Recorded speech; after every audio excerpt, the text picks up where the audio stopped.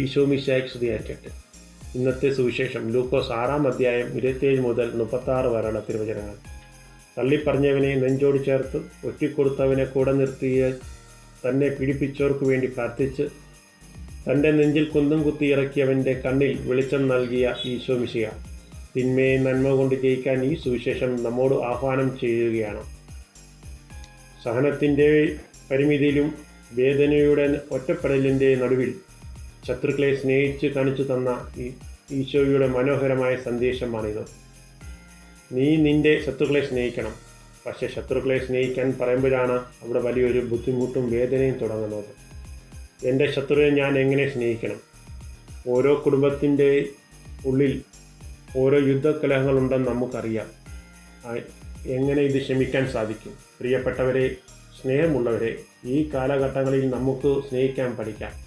തിരിച്ചു കിട്ടുമെന്ന് പ്രതീക്ഷിക്കാത്ത അതേ ആത്മാർത്ഥമായിട്ട് സ്നേഹിക്കാൻ പഠിക്കണം.